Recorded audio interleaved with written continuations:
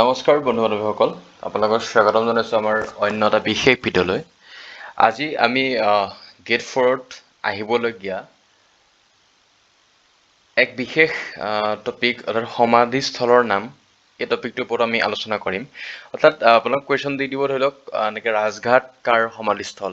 আপোনালোকে ধৰি লওক কনফিউজ লাগি যাব পাৰে যদি এই ভিডিঅ'টো চাই যে ইয়াৰ পৰা আহিব বুলি মই কৈ দিব পাৰোঁ। ঠিক আছে, 27 তাৰিখৰ পৰীক্ষাৰ বাবে প্ৰস্তুতিমূলক এটা ভিডিঅ'। আহক প্ৰথমটো আমি আলোচনা কৰোঁ।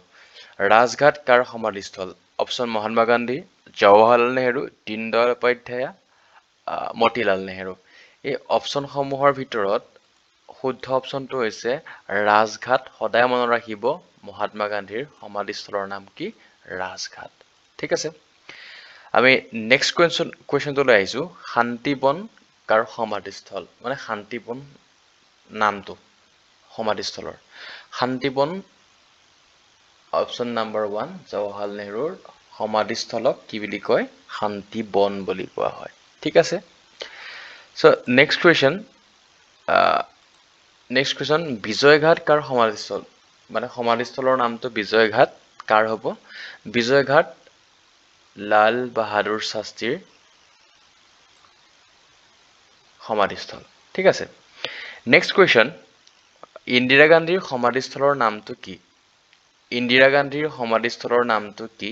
এনেকৈ কুৱেশ্যন আহিব পাৰে। তেতিয়া আপোনালোকে অপশ্যন শক্তিস্থল, মিত্ৰস্থল, ৰাজঘাট আৰু কিষাণ ঘাট, এইসমূহৰ ভিতৰত আপুনি শুদ্ধ অপশ্যনটো বাচিব লাগিব, শক্তিস্থল। ইন্দিৰা গান্ধীৰ সমাধিস্থলৰ নাম কি? শক্তিস্থল। ঠিক আছে, নেক্সট কুৱেশ্যন, সমতাস্থলৰ লগত জড়িত কোনজন ব্যক্তি আছে ইয়াত? সমতাস্থলৰ লগত APJ আব্দুল কালাম, অটল বিহাৰী বাজপেয়ী, জগজীৱন ৰাম, চৰণ সিং। এই চাৰিটা অপশ্যনৰ ভিতৰত সমতাস্থলৰ লগত জড়িত অৰ্থাৎ জগজীৱন ৰামৰ সমাধিস্থলৰ নামটো হৈছে সমতাস্থল। ঠিক আছে, নেক্সট, শংকৰদয়াল শৰ্মাৰ সমাধিস্থলৰ নামটো কি? শংকৰদয়াল শৰ্মাৰ সমাধিস্থলৰ নামটো কি? এই উত্তৰটোত আমি ক'ব লাগিব কৰ্মভূমি হৈছে শংকৰদয়াল শৰ্মাৰ সমাধিস্থলৰ নাম।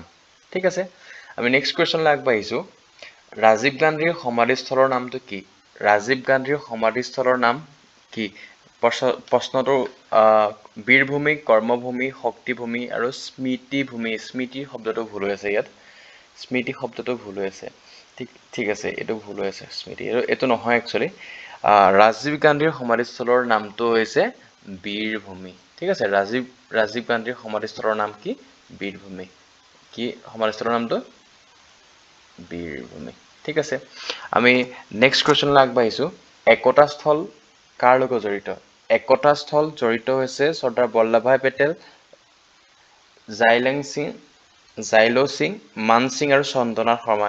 এই চন্দ্ৰনাথ শৰ্মাটো এনেই উপজাচি দিয়া হৈছে, চন্দ্ৰনাথ শৰ্মা কোনোপধ্যে নহয়, এইটো কোনোপধ্যে নহয়। এতিয়া মান সিং নহয়, জাইলেং সিং, মান সিং আৰু জাইলেং সিং এইবাবে দিয়া হৈছে যে আপোনালোকক এটা কনফিউজ কৰক। আৰু একতা স্থল মানে কিয়? যিটো আমাৰ ষ্টেচু অফ ইউনিটি বুলি কৈছে, ইউনিটি মানে একতা নহয়, একতা নহয় জানো? এই ইউনিটিৰ লগত কোনটো জড়িত হৈ আছে? একতাটো জড়িত হৈ আছে। কিন্তু আপোনালোকে একতা দেখি ডাইৰেক্ট চৰ্দাৰ বল্লভভাই পেটেল অপশ্যনটো কাৰেক্ট মাৰি থৈ আহিব, এইটো 100% চিয়ৰ বুকুত আহি আহিব। কিন্তু যেতিয়া কুৱেশ্যন পেপাৰখন আপুনি চাব ভালকৈ, যেতিয়া এনচাৰ কি দিব, তাত অপশ্যন নাম্বাৰ 2টো শুদ্ধ কৰি দিব।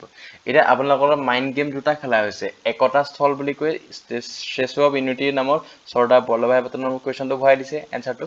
নেক্সট, এই যদি আপুনি সেইটো এলিমিনেশ্যন কৰি দিয়ে, তেতিয়া কি হ'ব? জাইলো সিং আৰু মান সিং, দুইটা সিং লগাই গ'ল। এতিয়া কৰিব কি?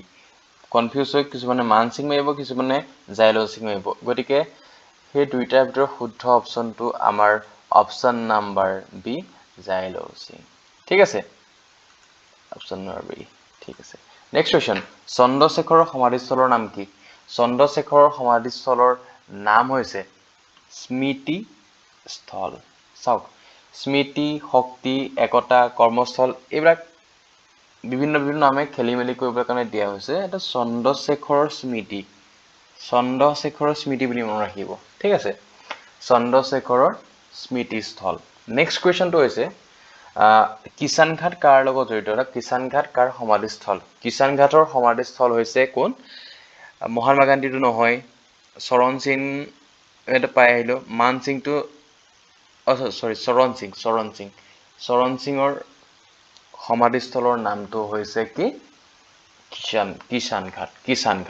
ঠিক আছে, মানসিংটো আপোনালোকক কনফিউজ কৰিবৰ কাৰণে দি থকা হৈছে প্ৰতিবাৰে। এই সিং লগাই আছে যে লাষ্টত আপোনালোকে মানসিং বুলি ভাবিব পাৰে, গতিকে নহয়। এতিয়া অকণ ৰিভিজন কৰিম, ক'ত কি কি শিকিলোঁ, কি কি নাই শিকা। অ'কে, প্ৰথম কথা প্ৰথমৰ পৰা এপাক আহোঁগৈ। শান্তি বনকাৰ জৱাহৰলাল নেহেৰু, ৰাজঘাট মহাত্মা গান্ধীৰ, শান্তি বনকাৰ জৱাহৰলাল নেহেৰু, বিজয়ঘাট কাৰ? লাল বাহাদুৰ শাস্ত্ৰী, ইন্দিৰা গান্ধী সমাধিস্থলৰ নাম শক্তিস্থল, সমতাস্থল কাৰ? জগজীৱন ৰাম। অ'কে, শংকৰদয়াল শৰ্মাৰ কৰ্মভূমি, ঠিক আছে, ৰাজীৱ গান্ধীৰ বীৰভূমি, একতাস্থল জাইলং সিং, খেলি মেলি হ'ব চাব, চন্দ্ৰশেখৰ স্মৃতিস্থল, কিষাণ ঘাট কাৰ? কিষাণ ঘাট হৈছে চৰণ সিঙৰ। গতিকে আজি এই 10টা কুৱেশ্যনে আছিলে সমাধিস্থলক লৈ ইম্পৰ্টেণ্ট বুলি ভাবি আপোনালোকৰ মাজলৈ লৈ আহিছিলোঁ। গতিকে কেনেকুৱা লাগিলে কমেণ্টত জনাব। এইকেইটা পঢ়ি যাব, তাৰ ভিতৰত এটা আহিব, মানে এইকেইদিন আপোনালোকক 27 তাৰিখলৈ যিখিনি দি থকা হৈছে, যিখিনি আমাৰ আপলোড কৰিবলৈ চেষ্টা কৰিছোঁ, সেইখিনি গোটেইখিনি কমন পেলাবলৈ চেষ্টা কৰিছোঁ। তাৰ ভিতৰত তাৰ পৰাই আহক, তাৰ পৰাই সকলোখিনি হওক। গতিকে যিমান পাৰোঁ চেষ্টা কৰিছোঁ। আমি ৰিজনিঙৰ ওপৰত লৈ আহিম, ৰিজনিঙৰ ওপৰত লৈ আহিম। মেথছৰ মানে যিটো আপোনাৰ গ্ৰেড 4 লেভেলত মেথছ আনিবলৈ চেষ্টা কৰিম। মেথছৰ বিশেষকৈ মই মেথছ পঢ়াওঁ ক্লাছত, স্কুলত। গতিকে মেথছৰ অলপ কুৱেশ্যন আনিম, কিন্তু আমি জানিবলগীয়া জি কেখিনিৰ ওপৰতো অলপ কুৱেশ্যন আগবঢ়াইছোঁ। আমি সকলোৱে 27 তাৰিখলৈকে এনেকুৱা জোৰদাৰ প্ৰস্তুতি চলাম যাতে আমাৰ সকলোৰে ভাল হয়। গতিকে আজিলৈ ভিডিঅ'টো ইমানতে সমাপ্ত কৰিছোঁ। এইকেইটা আকৌ এবাৰ চাব, ঠিক আছে। আকৌ এবাৰ শান্তিবন জৱাহৰলাল নেহেৰু, বিজয়ঘাট লাল বাহাদুৰ শাস্ত্ৰী, সমতা জগজীৱন ৰাম, শংকৰদয়াল কৰ্মভূমি, ৰাজীৱ গান্ধী বীৰ একতাস্থল, জাইলং সিং, চন্দ্ৰশেখৰ স্মৃতিস্থল, কিষাণ ঘাট চৰণ সিং। আৰু আজিলৈ বিদায় লৈছোঁ, ধন্যবাদ।